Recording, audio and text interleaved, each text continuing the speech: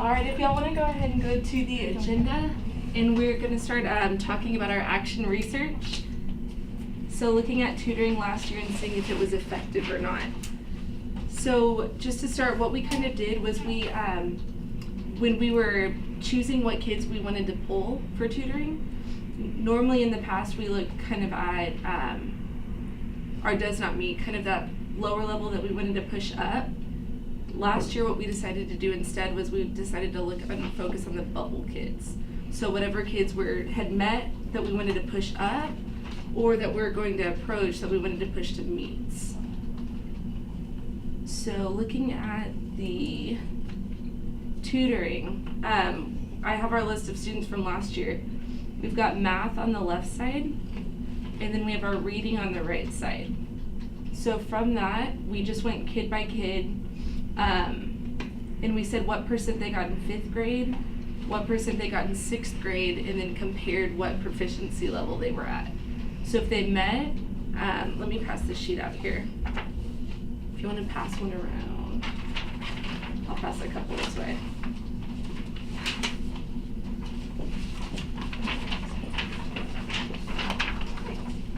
All right, so in looking at, just to see if our kids received points or not, if you follow on the left side where it says the previous year, find where they were. So for student number 2, we could have looked here and it said in 5th grade he scored meets. So if you go on the previous year and put your finger on the meets grade level, and then at the top where it says current year, student number 2 met also. So if you put your finger on meets at the top, meet in the middle, it's got that 1 point gain. So for most kids, as long as they maintained or they went up, they got the point. But then it is a little bit kind of when you look at the approaches and does not approach, it gets a little bit, it's a different way to look at the points there. So if you want to kind of just take a couple minutes, look over our data from last year, and just kind of jot down anything that y'all notice. It's like a red flag, that's something good, whatever you see there. Yep.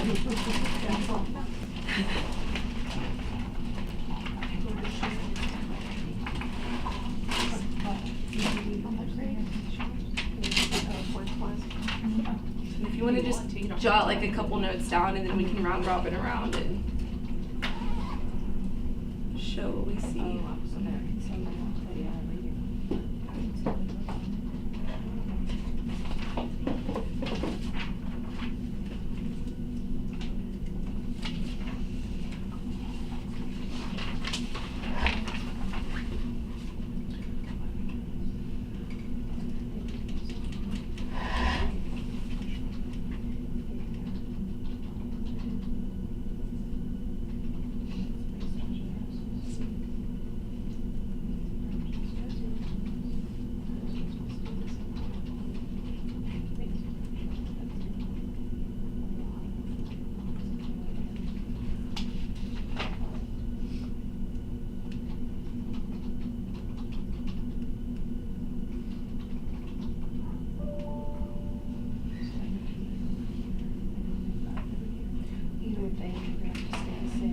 Do we know about any of these kids from last year in 5th grade?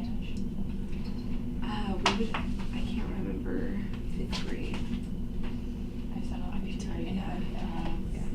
We could type Previous years. Okay. We could type a little S by their name. Yeah, give me a second. Loading. Yeah. But if they go down, last year they this year they need. They basically went backwards. That's what happens. So you have to stay the same or grow. So give you, let's look another minute and then we can go ahead and share out kind of what we see.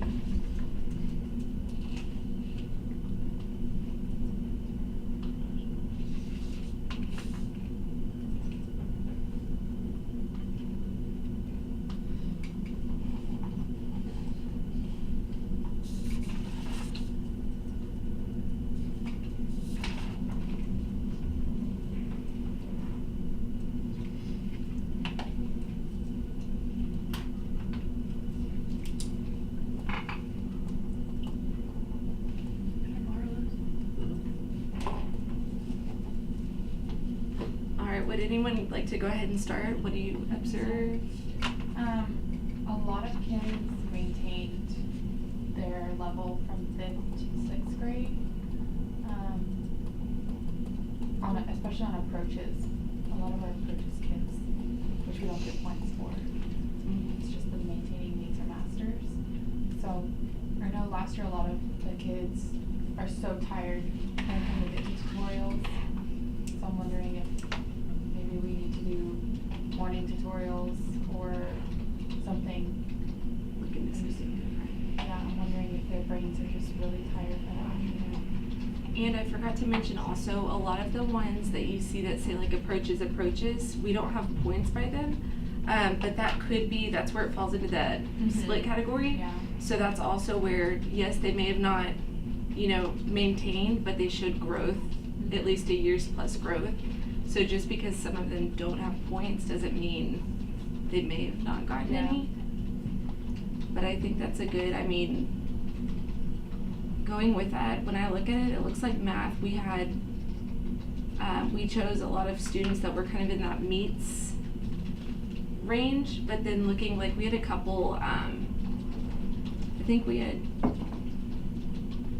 we didn't have any that did not meet for the 5th grade, but then looking at reading, it looks like there's a lot more does not meets students in there, which I know you said with motivation. I think It's a if little I remember, harder. we were trying to pick kids that maybe their 5th grade scores showed they were lower, but they had made progress.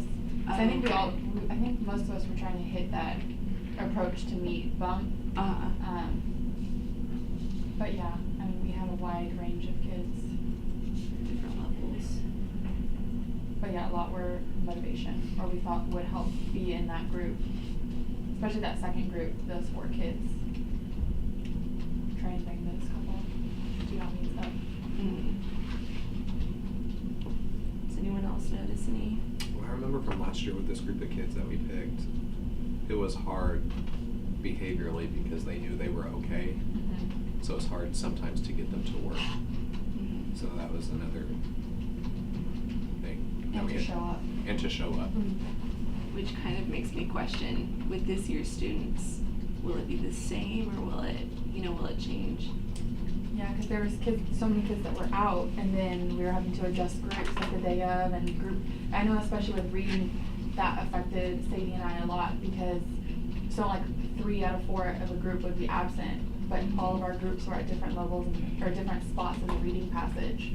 So then it was like, okay, we have to start a whole new passage because everyone's in Just different different spots. spaces. So the absences really caused a lot.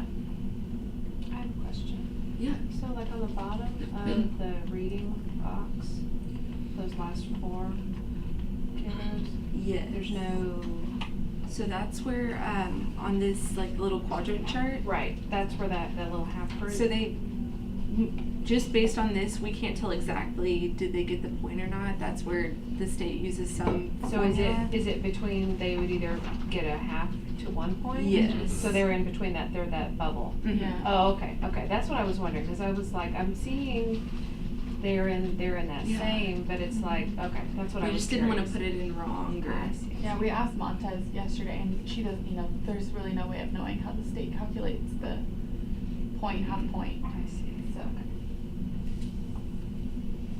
So do we have any takeaways from looking at the data? What would we do? What do we like? What do we want to change for this year's tutoring? Is tutoring beneficial? Well, I'm wondering if, for some of those kids who know by the afternoon they are exhausted,